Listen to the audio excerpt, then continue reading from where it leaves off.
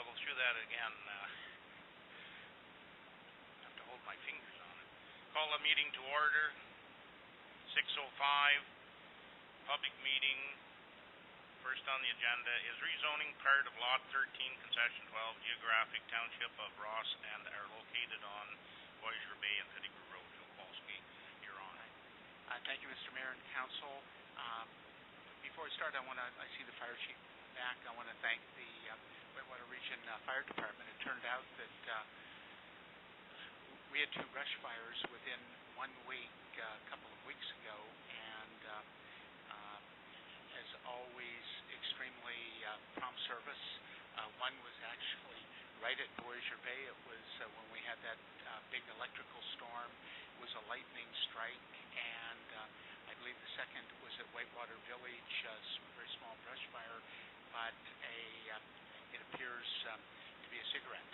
But in any case, I certainly want to thank Whitewater Region Fire Department, and it's prompted us to, we're securing actually a boat and rigging it for firefighting, not only at Voyageur Bay, but at Whitewater Village, and so that we're going to be more proactive with brush fires. All of our buildings have smoke detectors, all kinds of fire extinguishers, CO2 systems, but to have a brush fire, 2 brush fires in 1 week is going to make us very much more proactive. We want to thank the fire department for that.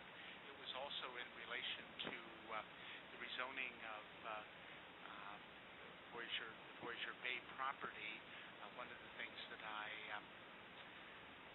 handed in tonight was a road agreement, which is required to get severances.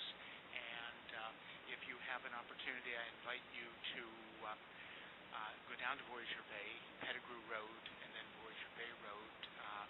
We spent considerable effort to upgrade the road, and I had Mr. Meisner and Mr. Schultz down there a couple weeks ago, and it's a very, very nice road now. And so in conjunction with this zoning change and getting severances. So and I did submit tonight a road agreement, and the only thing else that I would like to speak to council about is that I live on Grand Settlement Road, and obviously it's being repaired as we speak.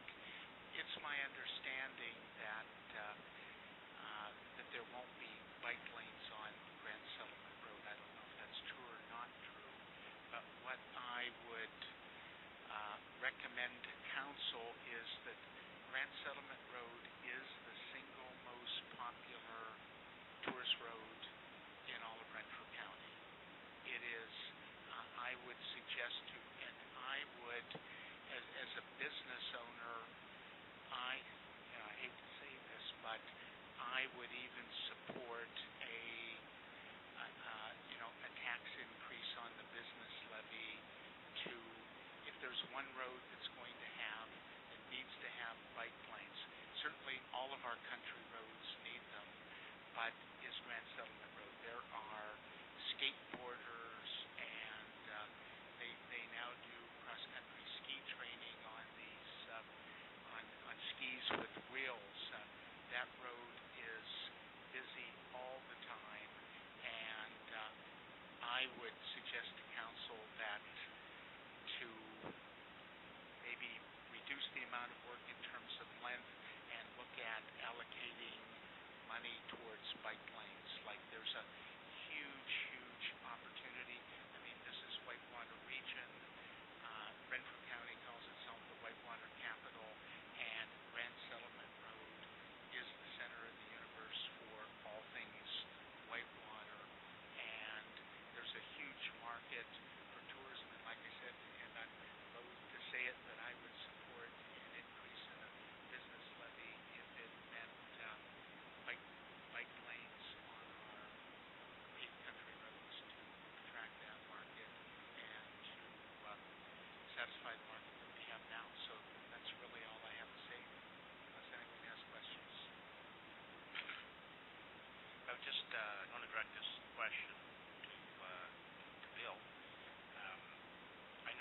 have discussed at one point during budget, and just to be honest, I don't remember where it went, but you had actually proposed that we do that, and I'm just wondering if what became of that.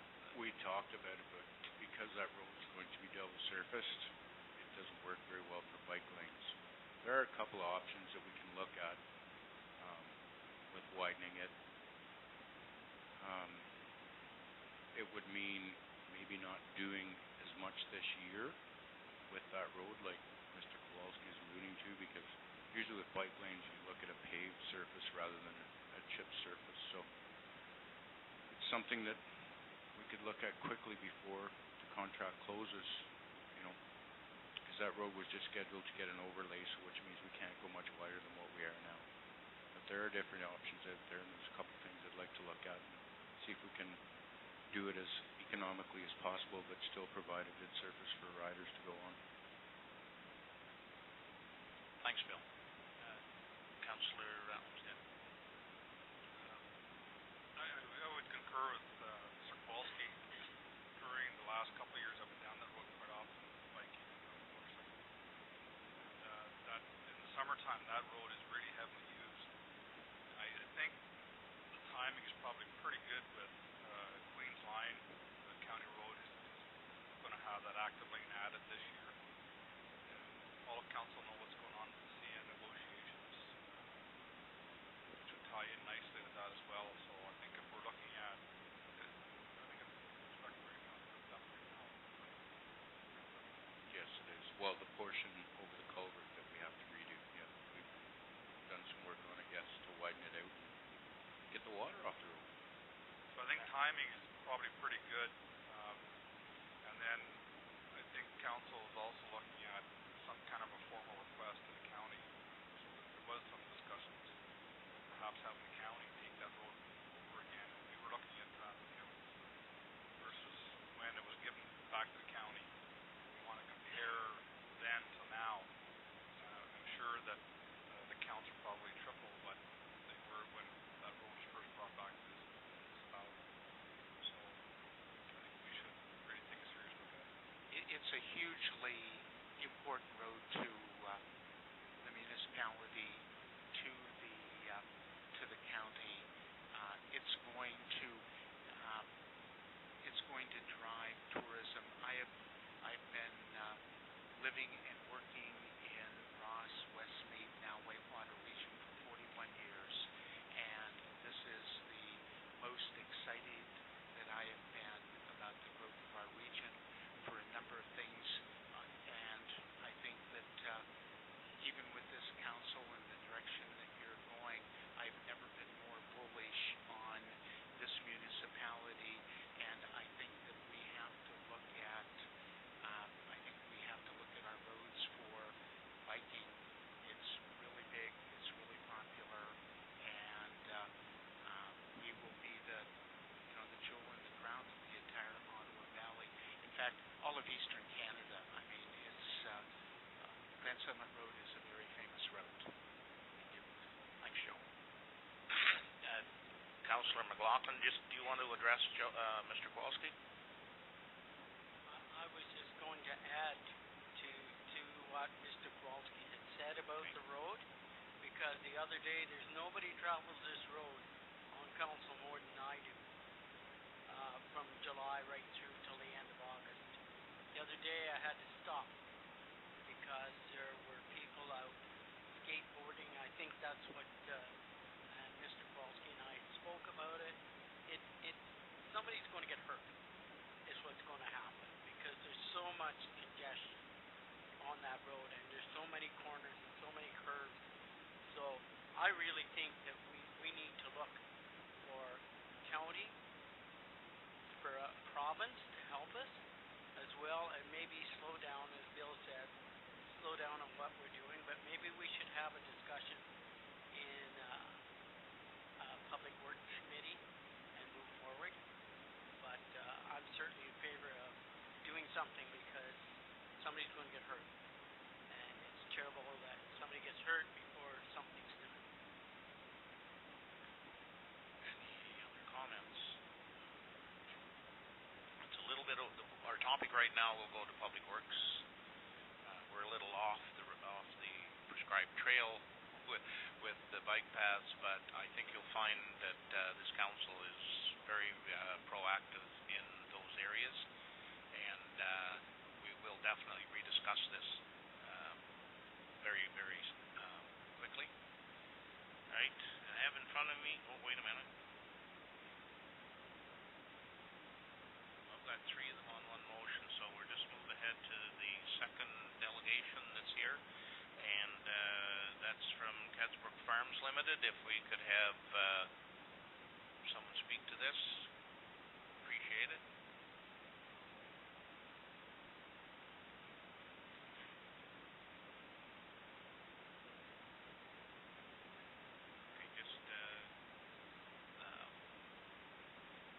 We're going to read a memo that was brought to us. I was not. I jumped the gun. It can happen. That's okay. It's the heat. There we go. There's an excuse. And I'm not near as red as she is, so I'm not even embarrassed. Thank you, Carry Mayor on, Johnson. if you don't Thank mind. you. The subject is summary zoning bylaw amendment, public meeting, Joe Kowalski, July 13, 2016. This zoning bylaw amendment pertains to the subject lands, part of Lot 13, Concession 12, Geographic Township of Ross, and are located on Voyageur Bay and Pettigrew Road, as shown on the attached key map.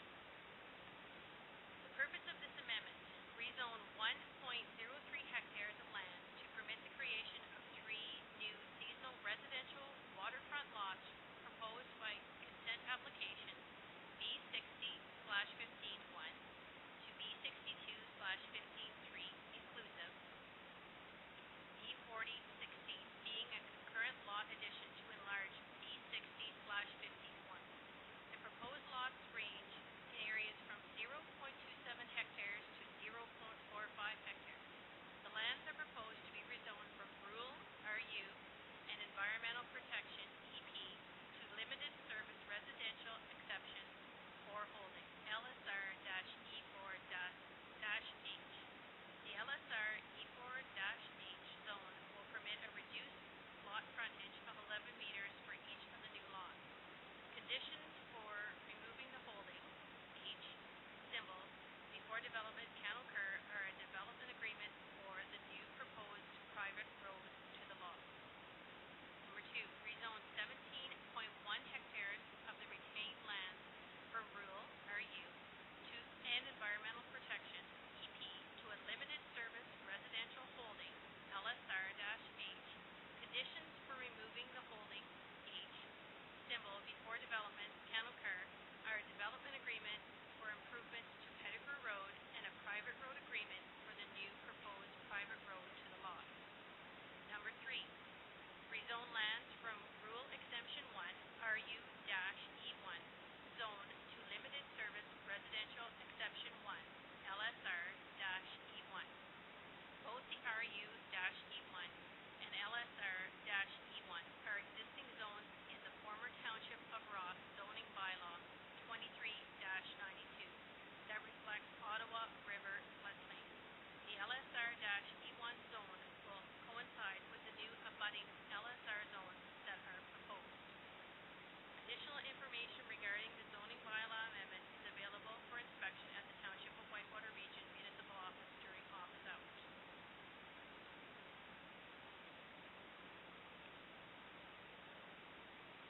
Any questions? I'd love in these matters to say this just looks all straightforward, but when you've got this type of wording, nothing's all straightforward.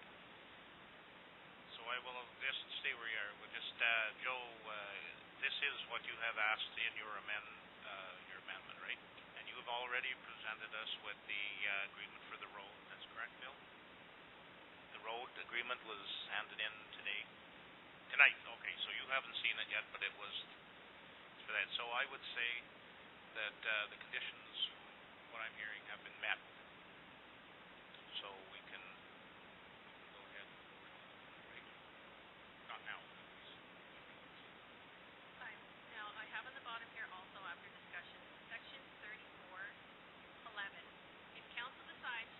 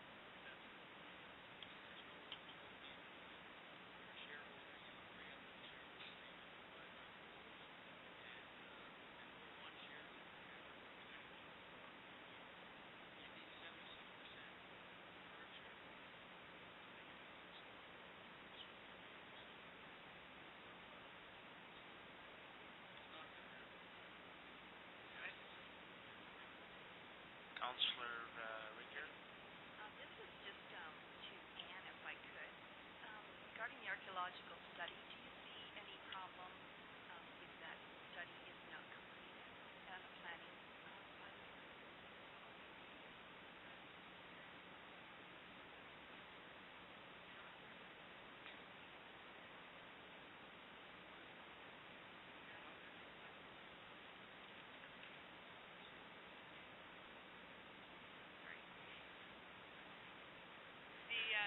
Our office has prepared two bylaws for council to consider. So the first one is one that reflects what the applicant has applied for. So he's applied for additional land to be zoned to allow up to a maximum of 25 more dwellings into one property, one lot. The bylaw currently permits one dwelling per lot. There are 11 existing, long existing dwellings that the bylaw will recognize as individual holding as well, and then allow up to another 25.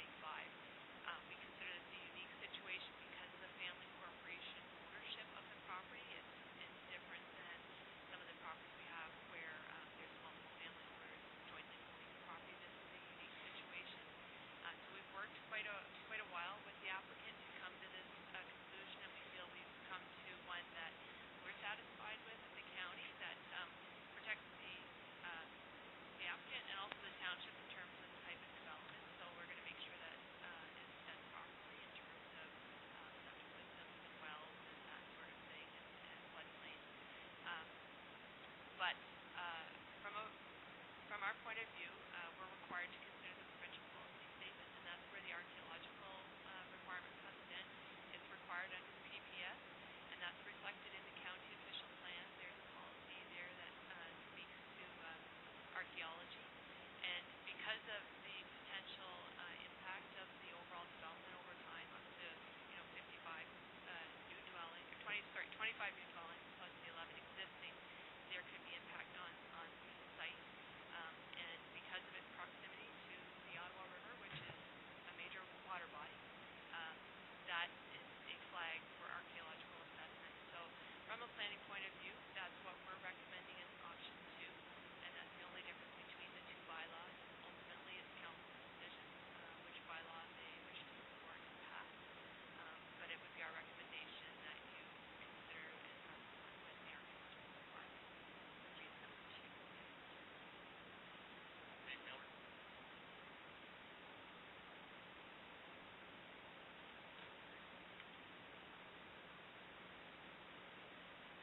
While he's playing, Councillor Homestead. I actually disagree. I see zero benefit in providing expensive, unnecessary archaeological studies on a number of properties that I've seen several come through for the last several years. I know Whitewater residents have almost been under attack for these expensive, unnecessary studies, including our own sewer treatment plant that's being built in the exact same spot, yet we're having to undergo an archaeological study in the location we're going to rebuild on. Same with, I know some business owners along the Ottawa River, some of them will be in the room, had to undergo the exact same expensive, unnecessary, very cost-prohibitive measures to undergo an archaeological study, which benefits what? Nobody's any safer because of it. The hydrological studies done, water quality studies are done. What benefit is there to these expensive studies? I see zero benefit to both Whitewater region and to the resident other than spending additional monies on these expensive plans. And I saw one a couple of weeks ago that was like 50, 60 pages deep that said nothing to me. Did anybody even read it? It's in our council pack. Nobody takes the time to even read the bloody things, and they cost tens of thousands of dollars to complete them, which comes out of the pockets of the owners. So I disagree. I think we go with option 1. I think it's time we push back. I think it's another way for Ontario to curb development in rural Ontario. It's just another study that people have to go through to curb development. That's my thoughts. I'm going to just explain that that's a requirement of the Ontario, from Ontario, that the county has to offer us. They have no choice in that matter. Not that we're renegades, Ann, but this family has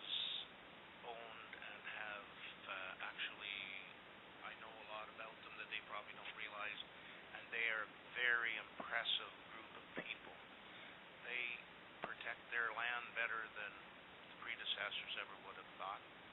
They intend to do the same in the future, and they have protected and made a forest area that is second to none in Ontario and maybe the world. And I will let Reeve Miller talk, but I feel that this council will probably go with option one. But we do appreciate having you here this evening. Just Reeve Miller. Well, it's all been said. They stole my thunder. But I agree totally. I would like to know if there was any estimate of the cost of this study. Or do we even have a way of